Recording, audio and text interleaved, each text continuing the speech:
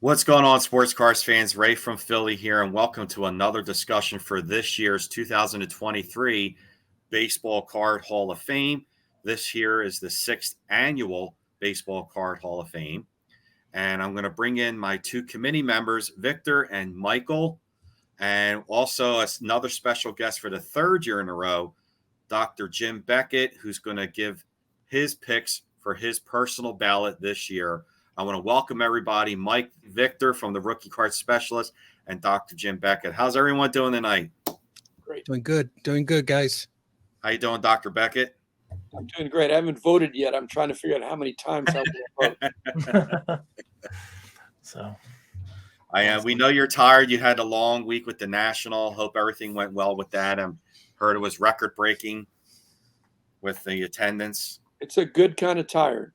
Yeah. Yeah. I hear you. Yeah, there you go. Victor, I saw Victor there. Victor knows full well that was the biggest show I've ever been to. I can imagine. But we appreciate you coming on again this year. I think this is the third time we've had you on to, discuss the cards on the ballot and go over your picks. all right. So, shall we get to the slides? Yeah. Let's do it.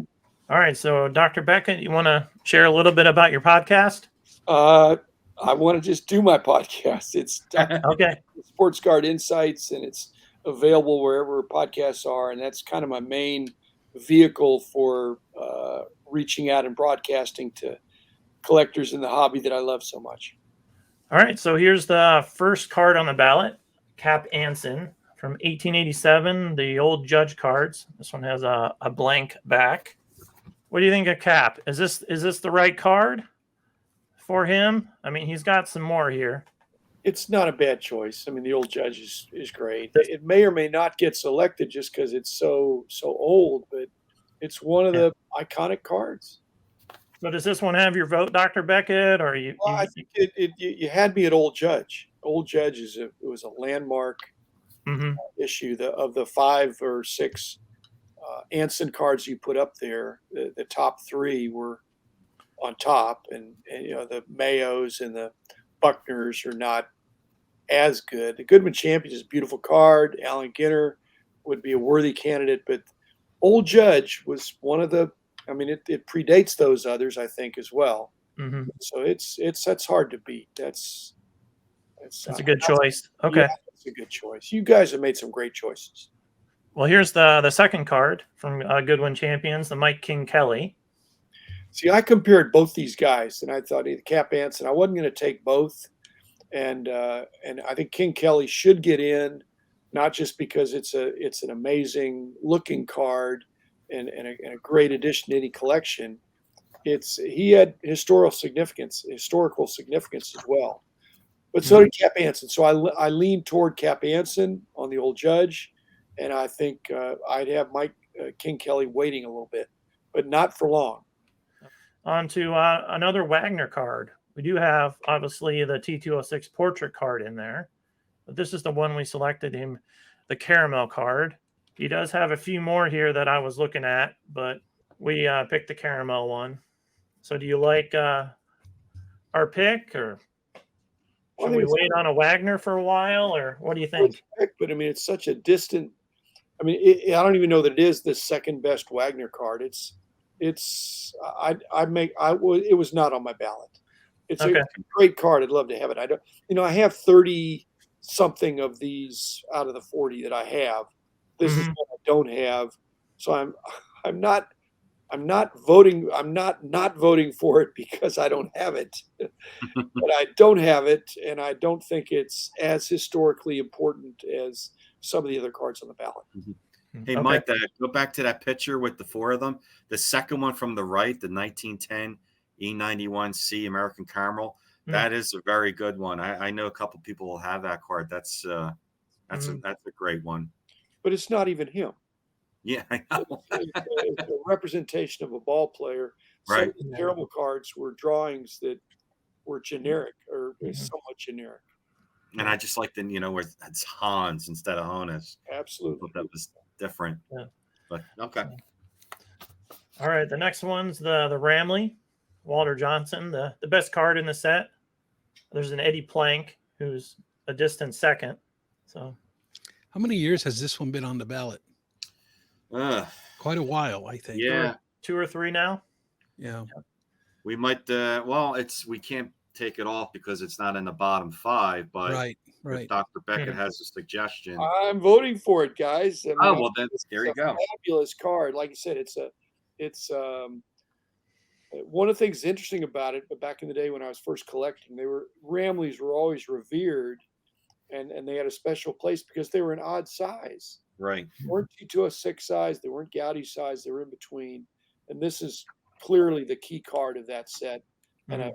a fabulous pitcher who is really worthy of being in the Hall of Fame eventually. And I'm voting for it this year.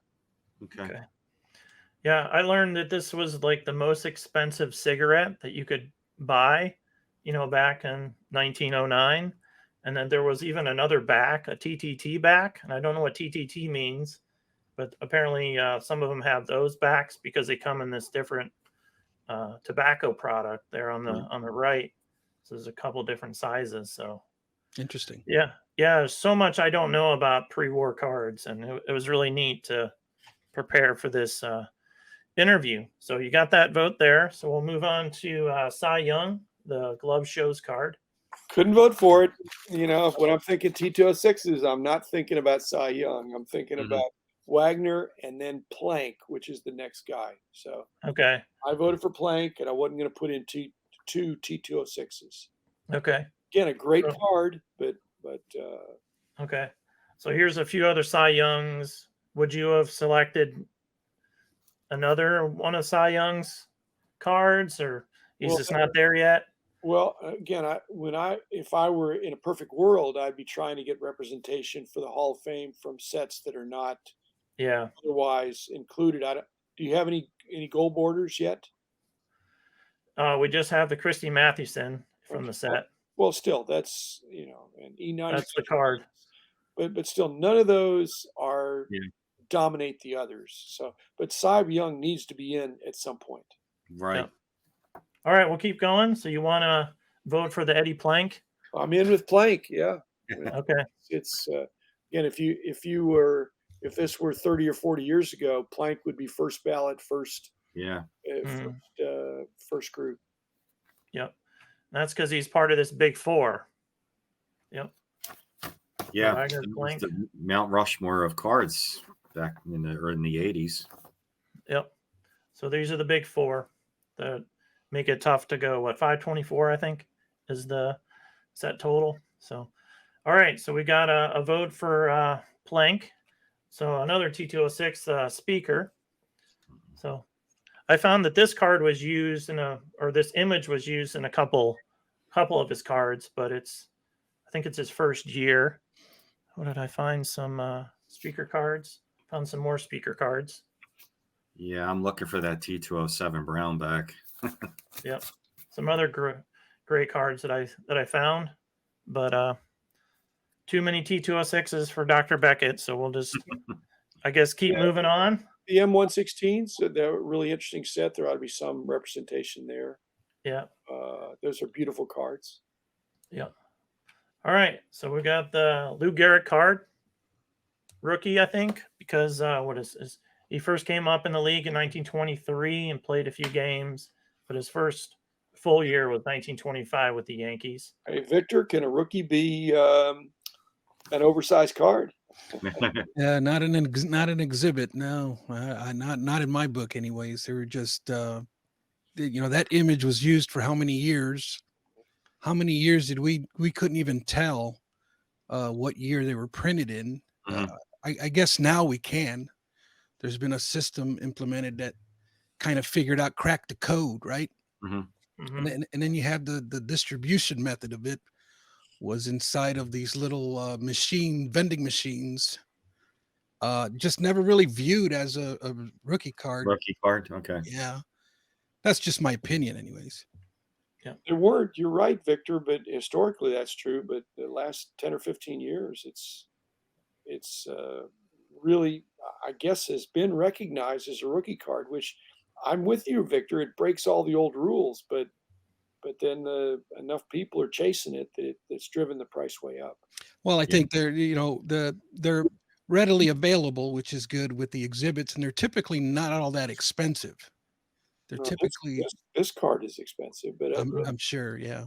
Yep. and some of the Ruth exhibits and things like that. But generally, the exhibits are a bargain because they're oversized and they're thick stock, and they were, like you said, distributed through arcades and places like that.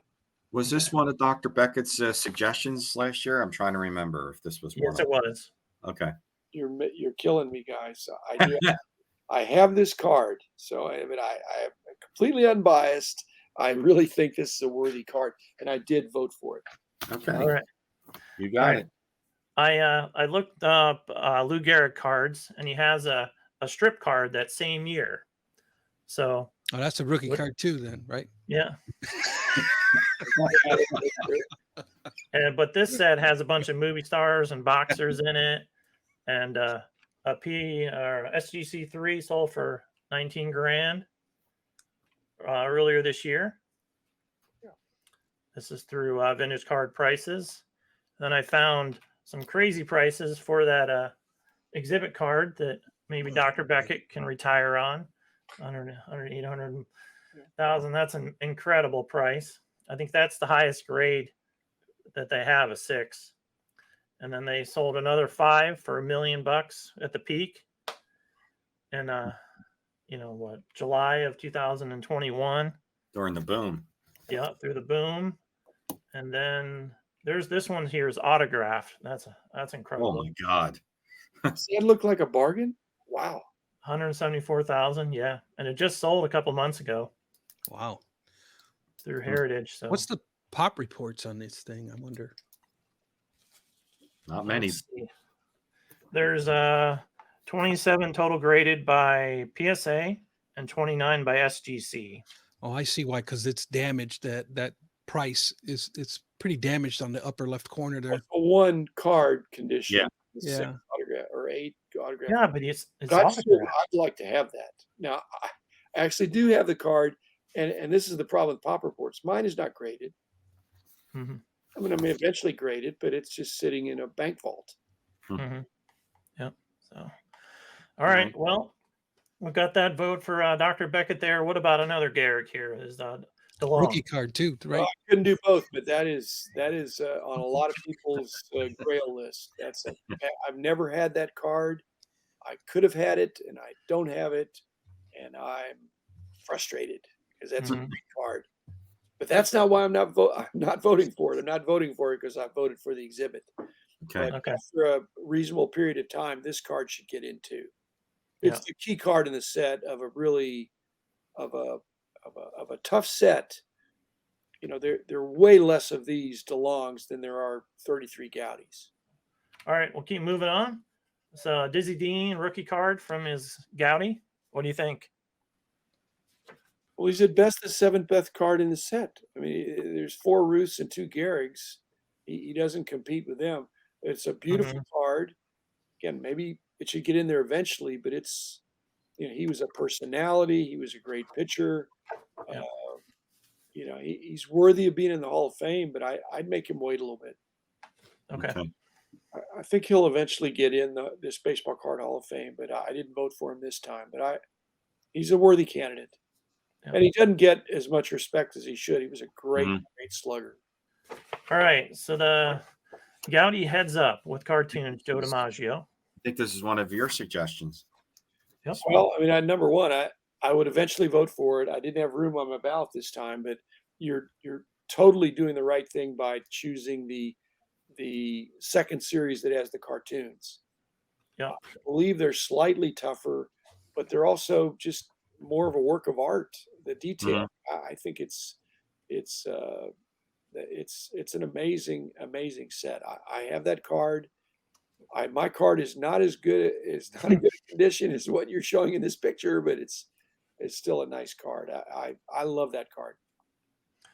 Yeah, I think it's a Beautiful. 48 card set, and its first series doesn't have cartoons. The first 24 and the last, and then it's the same cards again with cartoons for second series. And here's some other good cards in the set: Bob Feller, And Door's got a rookie. Jimmy Fox and Hank Greenberg are some other great examples in the set. Yeah, So. the Feller's a pretty big one. Feller would be a good, if you wanted to include a Feller, that it's Yeah. arguably I agree on that. his card.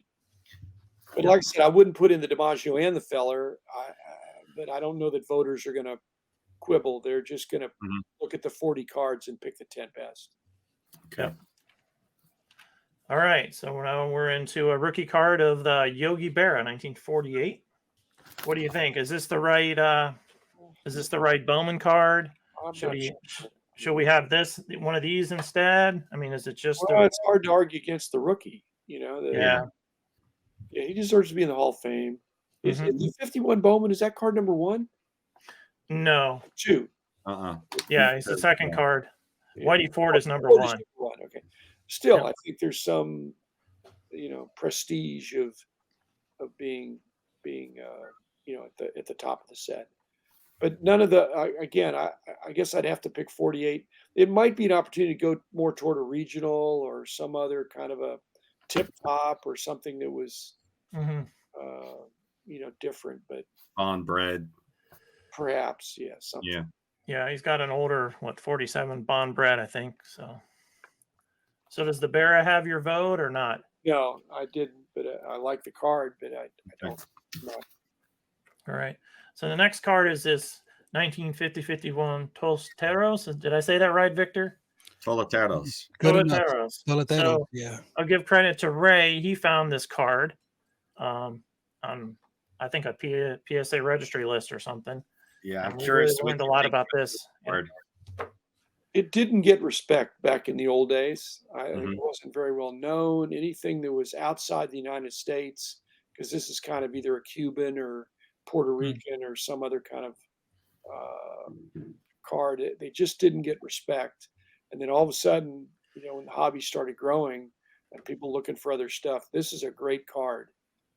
And so the significance of this card being not just Josh Gibson, who's arguably one of the best baseball players of all time, but also somebody that brought in this acceptance of cards produced outside of the United States that went for big prices. Otherwise, the Pelé card and some of these other things, that wouldn't be happening if it wasn't for this card. Well, here's another great card, but we've already have a few Mantles in. Is it time for the Bowman Mantle? Let's see who we already have in. We got the 52 tops, 51 Bowman, 53 tops, and 56 tops. So are the ones we have in right now. We only have one space open because we made a rule, Dr. Beckett, of no more than 5 from the same player. Yeah. Because it would be just overcrowded. We'd have 20 Mantles and. Yeah, here are the ones that are in. Yeah, and those are frankly more iconic. What about the multiplayer card in? Is it Mantle, Berra, and Bauer? And Bauer, that's 53. And that would be one of the very first multiplayer cards. It's not as valuable, but it's still 53. I'm sure it freaked out the kids in 53. I'm not old enough for that, but those 53 Bowman color was a landmark set. Yeah, it's called Power Hitters. Yeah. Yep. So does the Mantle have your vote this year? No. Okay. All right. What about K-Line? Did he make the cut?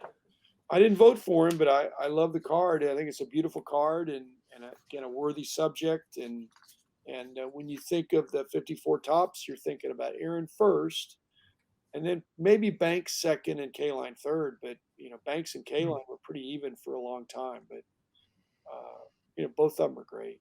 I mean, all 3 of these should eventually get in. Is Banks already in? Yeah.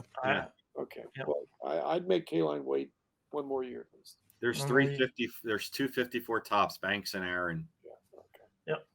So, all right, we'll go with another 54. Wilson Franks, the card that you just found. I was voting for it because I now am sure that I have it. Yeah. But I love that card. I think it's me too. Condition really rare because of the white. So much of the white, it just shows if you got any kind of corner wear or edge wear, it's really obvious. And so I love that card. And it came in a hot dog package. So that's in the old days, the guys that had all the top sets and all the moment sets. It was how many of these regionals, how many of these hot dog cards do you have? And this was always an iconic card. All right. What about the human vacuum cleaners? Brooks Robinson get in yet? Well, I love Brooks Robinson, but I did not vote for him this year yet, even though it's in the tough series and the guy was an amazing guy. But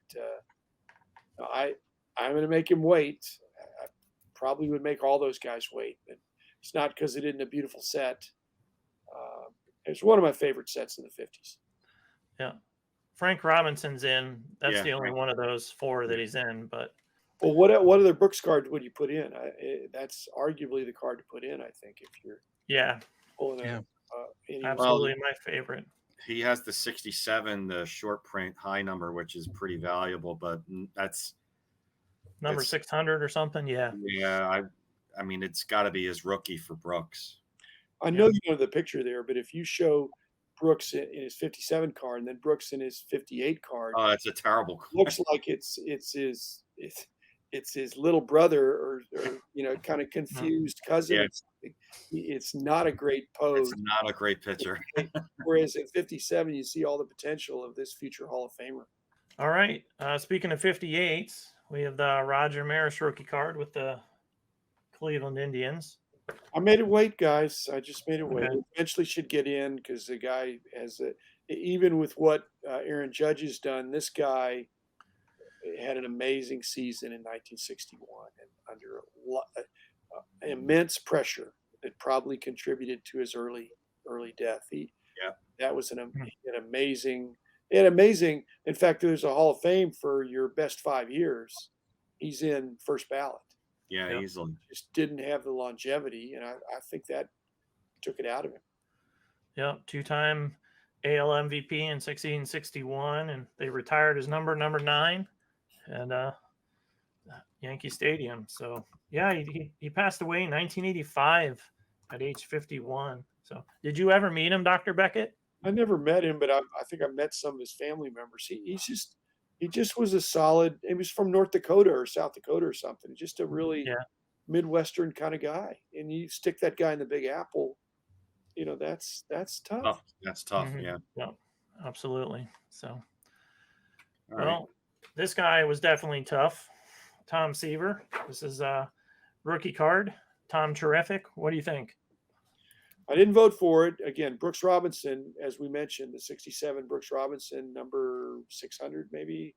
That was the toughest card for me for 67 high numbers.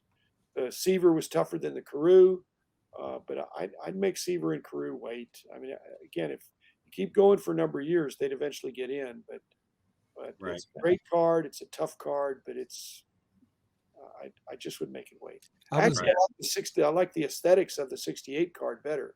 With Yeah. the Yeah. trophy. Yeah. Yeah, that's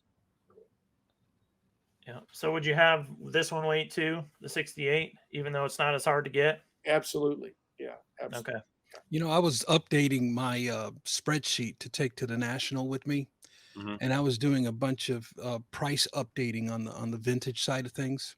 Mhm. And I shouldn't say everything on my list anyways seemed to have gone down about 20% on average, Yeah. except for that Tom Seaver rookie card. It 3x'd in the last year, Yeah. and that thing is just skyrocketing in price. Mhm. Yeah. It's Yeah. doing well. It's just number one on my list for this year. So No. it's doing well. All right. Next, an iconic card here. I'll say it. 1968 Topps 3D, Roberto Clemente. I'm predicting you're going to say yes. He's my guy, but I have I think mine is blank back. I think I don't have the, Mhm. and I got it in the early 70s. Yeah. That was the time to get anything that's valuable like that. But it's a contemplative pose. Clearly the best card in the set of a set that is maybe not even really distributed. It may have been just a test issue. All right. So what about Michael Jack Schmidt? John Keating's going to kill me, but I'm not ready to vote for this card. It's a great card. I believe, the key card in the 73 set, and it's got the OPG thing going.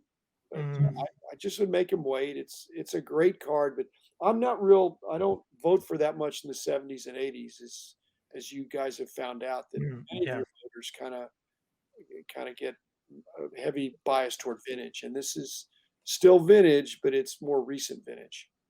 Okay. Would you rather have the 74? No, I think the 73 is 73 is the better. Okay. of Say and Hilton and Schmidt. In 73, Hilton, I think, was just as touted as those other guys. Yeah. And Say really had a great career. He did. And Schmidt, after 1 year, there'd be a lot of people giving up on him. The manager wanted to. But after he got going, 600 home runs later, the guy is arguably the best third baseman of all time. All right. Well, speaking of home runs, we got a guy who hit a few right here, Eddie Murray. So this is his best card. Yeah, hitting it both ways, and what you're showing is a pretty well-centered card, which is not happening that often. But Brad Askew's going to kill me, but I am not. I just can't vote for the Eddie Murray, even though I obviously have one, but it's not in that great a condition. Just hard. It's a tough card. All 77, 78, 79. A lot of those years were not good quality control for tops, I don't think. Yeah. Well, there's a little help there of Photoshop. I did a little bit of centering and stuff to a card trimmer, make Jim. the show look great. I gotta represent, the community well. So I'll admit it. I doctored these photos. So it's your honesty. Yeah, restored. You can put restored on my slab. So you're a card trimmer then. Yeah. All right. Here's another rookie from 79, which also has a lot of centering and condition issues. What about Ozzy, the Wiz? I didn't vote for him, but I've told the story on my podcast that I actually had his rookie shoes that I got back in 1979, I think. I got it from a guy that was tight with Ozzy and the Padres. And so these rookie shoes, and the only reason I got them is because they were 9.5, which is my size. Okay. And so talk about a great, smart collector. I wore them. And then to make matters worse, I traded it. I traded this pair of shoes because I quit playing hardball, and I think what an idiot I was. I'm taking this iconic, one of the greatest fielders of all time. Maybe I'm thinking the shoes will rub off, that it's the shoes. And so I wear them for a few games. I think, most guys aren't wearing the metal cleats. And so I traded them for a 56 Topps Willie Mays. Wow. And I want to do a do-over. Yeah, I would. This was like 1979 or 80. I probably got it in 79 and traded it off in 1980. Yeah. I was premature. Yeah. I wish it was the 82 Topps was that kind of photo was his rookie card. I agree in the sense that he's more, obviously way more well known as a Cardinal, and that's a tough, interesting, extended set kind of card. So I agree with you, Mike. Yeah.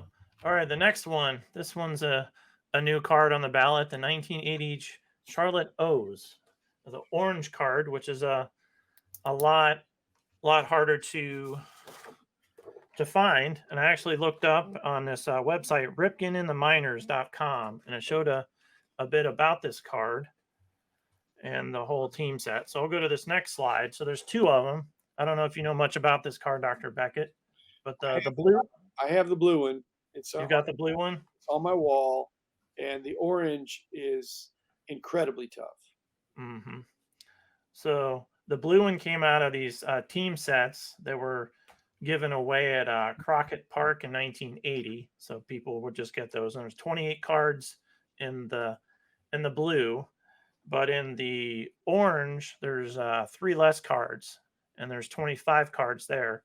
Well, they say why it's so rare is because they didn't give out team sets to everybody that was at the game. the policemen, which is what it says at the bottom, they would hand out 1 or 2 cards at a time to people. So I guess they printed a lot less of them, and they're really thin, and just the paper isn't that great. So Mhm. that was that's what I learned, and why they're That's true. so I mean, rare. I was not. I mean, I was around in those days, but I mean, the police sets have gotten a bad name over since then, because police sets, as you moved into the '80s, especially Yeah. in the '80s when they were real prevalent, is that they handed them out for the whole set. So it's Mhm. easy, or Okay. or dealers got sets to sell. So, but this is predates that. These were they'd pass out 1 or 2 of them. It's you just don't see these orange ones. The blue ones, you can find them occasionally. So I've had it's one of my cool collectibles. So that Yep. it's Very- that's a great Ripken card. Yeah. PSA is graded 27 Yeah. of those orange ones. So we'll keep moving along. Did All he- right, did he- 1983. I did vote for it. Is that a You didn't vote? vote for it? Okay. That was my, what would that be? My 7th. 7th, 8th. Oh, I missed one. I I voted have for Hanson, Ramley, Johnson, the Plank, the Exhibit. Gehrig exhibit, the Gibson Toleteros, Oh, okay. Wilson, Ted Williams, the Clemente 68 3D, and then the Ripken is number 8. And I did not vote for the Gwyn, and I'm just curious, why did you guys pick the O-Pee-Chee? I didn't. This one's been on for a couple years now. We were looking for like a Canadian card, Yeah. issued card, and this was the one that came up first on our list. This year, I thought about a Canadian card. This one, 36 Joe DiMaggio, I would Is that- vote for that in a flash. and a flash over this. I passed on buying that many decades ago, and I really regretted it. That This is is fabric. That's pretty, to me, Victor. That's a legit rookie. It's North American, pack pulled, in uniform. I mean, I've got the Z nuts of DiMaggio, but that's Pacific Coast League. This Worldwide Gum is the it's the Canadian Gaudi. right. Yep. So Okay. I definitely would vote for that. So, well, yeah, I've got this one on the list to add for next year. So, and I was today years old, guys, when I learned this. The regular Tony Gwynn card is 4,882 and 83, and the Ricky Henderson rookie is also 482. So, Cool. yeah, who would have thought back then that those would be two greats? So, Great guys, yeah. yep. All right, we're moving on to some more 80 cards. 84 Fleer Glenn Hubbard Snake card. I lumped him in with the Mickey Hatcher, and I would eventually pick the Hubbard Snake card over the Big Glove Hatcher card. But Okay. I wasn't going to do it this year. But it's it got some buzz back in the day, and Mhm. even now there's some interest in that. So I would eventually vote for the Hubbard card. Yeah. But it's a novelty. I mean, it's not a superstar, but it's Mhm. it actually has a good following. I mean, if you put that up, I put one on ComC and it went instantly. Yep. Yeah, a couple shows ago, Victor said this. He said, "Did these cards leave a mark on the hobby? And is Mhm. there something about it, the actual card, that makes it special?" And that's why a lot of these cards are on the ballot. They made a mark on the hobby in the 80s. People love these cards, and that's why they're on here, not necessarily for the value, because you could get this card for $2 on ComC, or it's not an expensive card. So Yeah. all right, well, this one's a little bit more expensive. The 1984 Fleer Update Roger Clemens, the key card in that update set. I almost said traded set, update set with Kirby Puckett in 84. So what about this one? Did Roger get your vote? The Hall of Fame quandary. That's the problem. If he can't get in the Yeah. regular Hall of Fame, his statistics are so off the chart that this would be a first ballot card, because it was arguably put this set on. That was just a spectacular set, along with Puckett, I guess. Okay. I mean, it's a great card, and you don't see it that often. But he does not get Hobby Love yet. And I think if all of a sudden there'd be some kind of a change of heart or something, I mean, this guy has got stats like crazy. So Yeah.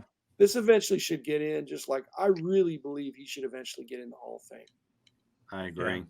So To me, this is one of the key 80s cards. yeah, I don't think you can't make a list of 50 80s cards and not have this one in it. well, again, Victor knows this, but I mean, if something came in a box set, it was more likely to be categorized, at least by me or our company, as an XR set, Yeah. not pack pulled. Some of the tops traded sets also had some packs, but this was just strictly a box set. If you wanted it, you paid the money. And I wish I'd have bought a whole bunch of them, but Yeah.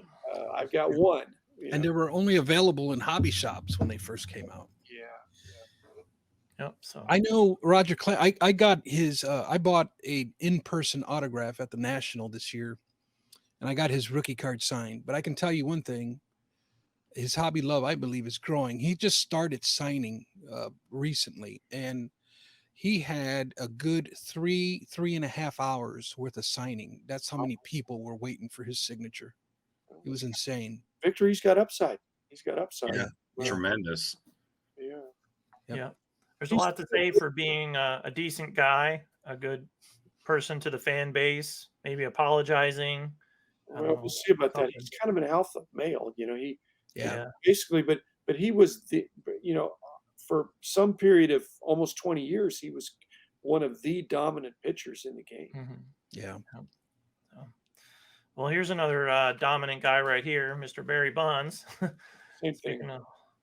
So, Gotta wait. I'd love if he got in the baseball Hall of Fame, he'd be in the baseball card Hall of Fame immediately, I think. yeah. And the statistics are so gaudy. He changed the game. He'd get walked with the bases loaded or something. It's just unbelievable. Yeah. Is this Tiffany the right card to pick? I mean, he's got the 86 Fleer update. I think so. It puts the Tiffany's. The Tiffany's were tough. You could pay your money to get them, but people didn't always do that. And this and having representation in the Baseball Card Hall of Fame of Tiffany cards is again, if people were walking through the mythical Hall of Fame of baseball cards, they would say, "Well, what's a Tiffany?" And they'd find out that Topps had this nice extra high gloss white back card. It was high quality, right? Again, box set, but still, it's probably his best rookie card. Yeah, that's what we thought as a committee. So, all right. Well, here's another pitcher, Greg Maddux. He is in the Hall of Fame, 87 Donruss. This one was on the ballot last year. Gotta wait. I mean, gonna wait for him. Yeah, if you talk about throwers, flamethrowers, heat, he's not in the discussion. But you talk about a pitcher, he's a pitcher. Probably the best pitcher. Yep. He fielded his position. He was a good athlete. He could hit the corners. He had great control. This guy, if you had a young kid, tell him to watch Greg Maddux. Not everybody's got the 100-mile-an-hour fastball. Yep. The guy can really pitch. Yep. Still, he's not a glamour player because of that, and so I think he's got to wait. And I don't know that even if this is one of his better cards, it's mainly because of the black border, I think, and the condition rarity. It's not that tough of a card to get and just to get it raw, I don't think. Okay. All right. Next is 1990 Lee Frank Thomas. This is a big card in the early 90s, especially when he was hitting tons of home runs with Ken Griffey Jr. and Albert Bell and Mo Vaughn and those guys in the mid-90s. It was the card when 90 Fleer was hot. Yeah. The Topps, the 90 Topps, no name on front, has been enduring card. I mean, it got some buzz in 1990 when people figured out that, hey, wait a minute, there's no name on the front of some of these, and the chase for that. And so whereas the Leaf Thomas has kind of faded in terms of interest, the the Topps no name. So I would eventually vote for the no name on front before I would vote for the 90 This Leaf. one here. Okay. Yeah, and if you were taking a vote back in 1990, the 90 Leaf Thomas was arguably as hot as anything. Yeah. How long did it take for people to find this card, this no name on front in 1990? Do you remember? Ugh, Was it's- it did it take till 1991 for people to find it, or do you That was remember? the problem was if you find one, it might just be a printing defect. If you find two, then you think, well, that's just a printing defect. But when you start finding 3 or 4 or 5 or 6, you think, wait a minute, this is enough to make it a collectible variation.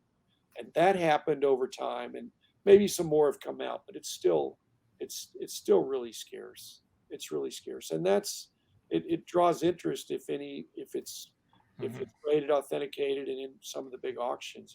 That's still a great card for a great player. All right, here's Is this- another Topps card from the 90s. Do you have something, Ray? Is that a vote for the no name? No, it's maybe Okay. next year. Maybe next year. Okay. But I prefer that over the other one. Okay. Okay.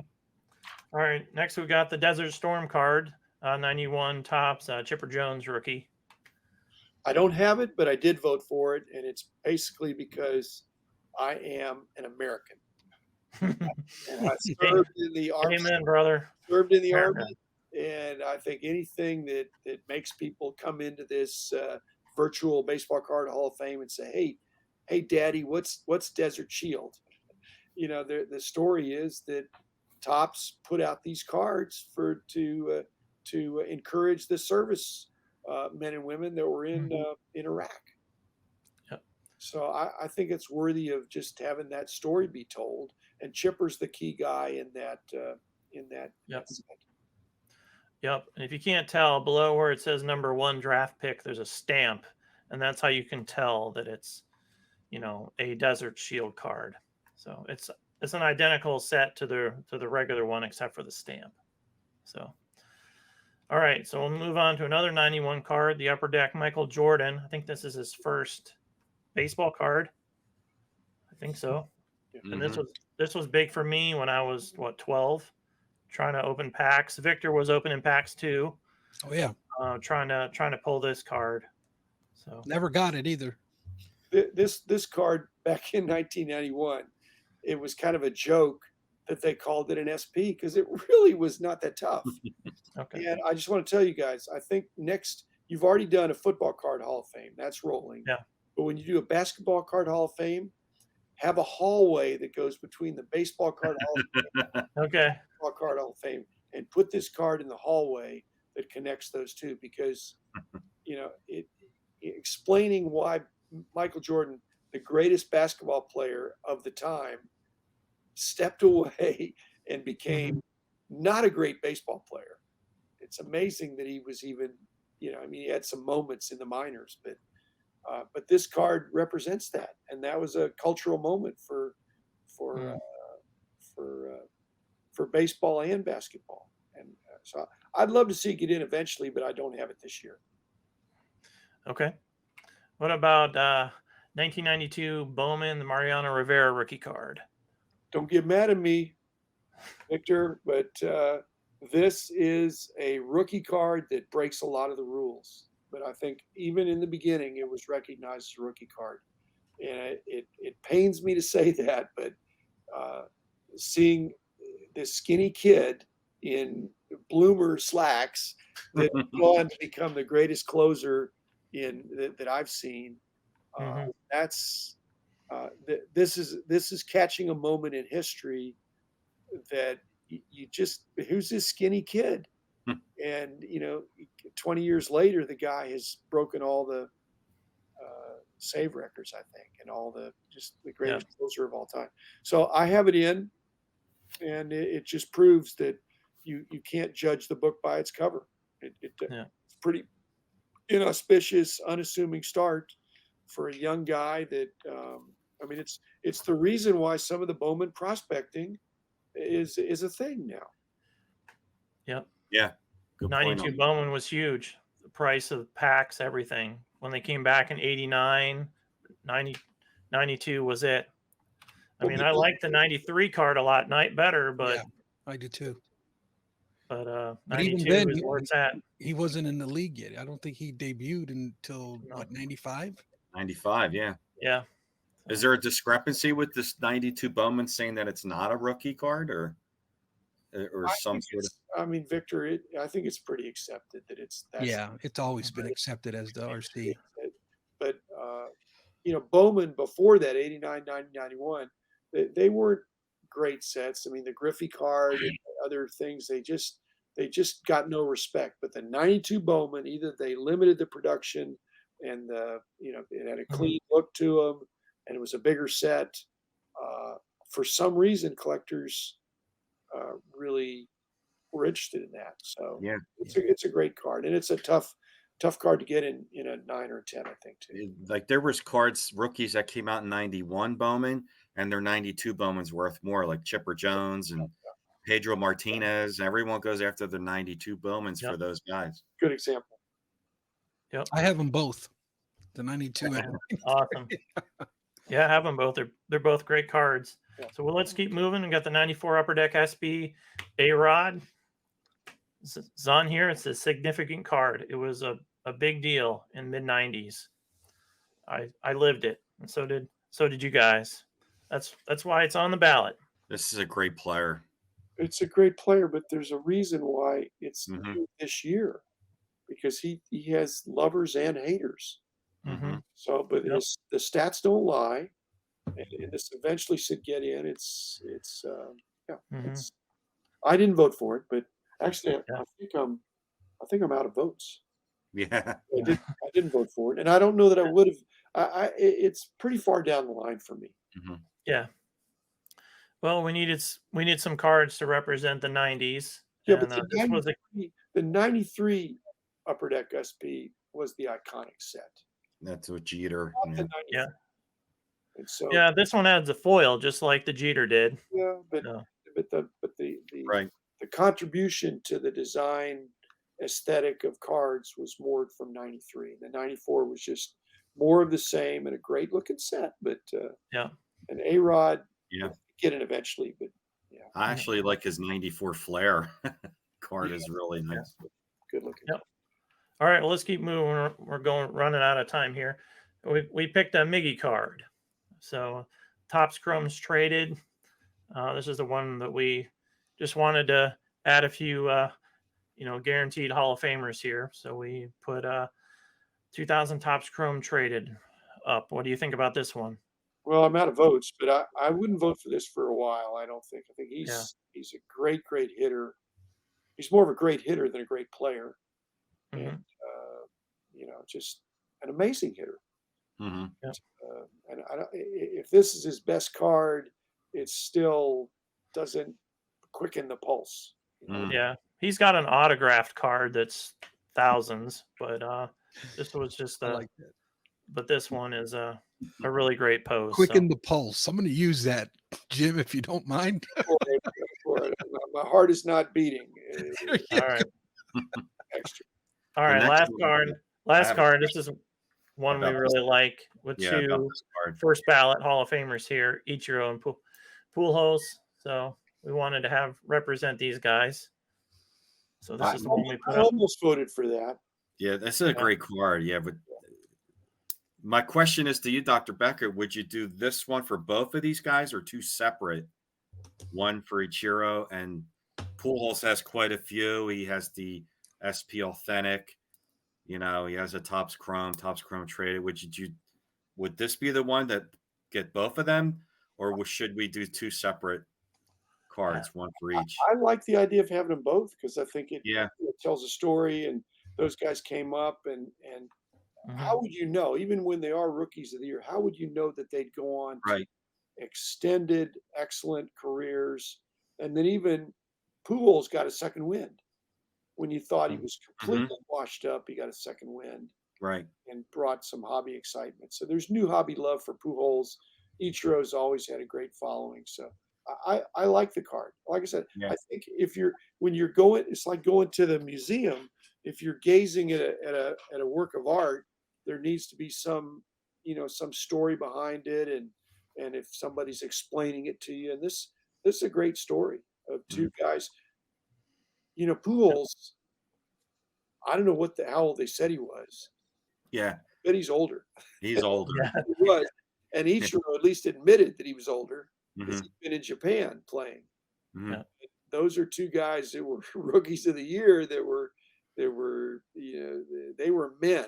They weren't boys. So Yeah, I like the card. I would eventually vote for it. this will only be the second multiplayer card that has two rookies Hall of Famers on it, the other one being Trammell and Molitor. Yeah, This is only going to be the second one, and this is guaranteed both of them will get in. I think that's good. Yeah. We could definitely each year just like pick, cards pre 1980 and have 40 cards every year. We could do that for a while, and you definitely would Sorry, know a lot of great cards there. But we want to have more of a larger audience who are voting on these cards. So if people don't know much about vintage, but they like modern, so that's why we're trying to mix up, some of the years here with some 90s and 2000s cards, because we want as many people to, Mhm. join us and appreciate what we're doing. So that's a lot of the reason there's a lot of these newer cards on the Okay. ballot. We're running out of time, but I Yep. want to drop a couple bombs before I leave. Okay. One is the thought that in future years that you would enforce some kind of a voting pattern that they were only allowed to vote for no more than two from any decade, something like that, to force them to vote. Somebody from the 50s, 60s, 70s, 80s, 90s, thousands to 2010s and something. Right. Force them that they can't load up the ballot with pre-war. They can't load up the ballot, something like that. Okay. Mhm. That's Okay. one controversial idea. The other is even worse, and Oh. that is borrowing from British soccer, that there would be relegation, and you would remove some Hall of Famers to add some new ones. Whoa. Okay. So once you get up to, if you keep adding, 10 a year and you get up to 100, it's like in the Baseball Hall of Fame. There are people that are more worthy than Harold Baines. And you may find yourself in that situation when you're doing the Baseball Card Hall of Fame this year, next year, that you're saying, well, this card ought to be in there. It's certainly better than this other card. And if there was a mechanism for relegating, some of the worst, that just like you drop the worst, the ones that don't get very many votes, they don't get on the ballot next year, and you add some new ones, I think there could be some recall effort on some of the people. Again, you've made great choices, but at some point there's going to be, on reflection, this guy is the weakest guy in the Baseball Card Hall of Fame. I'd rather have this other guy than that. Again, just a very controversial. I'm sure would upset the family of the person that would be removed. But in the baseball card and the regular baseball Hall of Fame, I mean, there's some. Everyone is worthy, but some are worthier than others. And there's some people on the outside looking in that are more worthy than some of the people that are already in. And so if there was a relegation aspect of the lowest ones could be in jeopardy.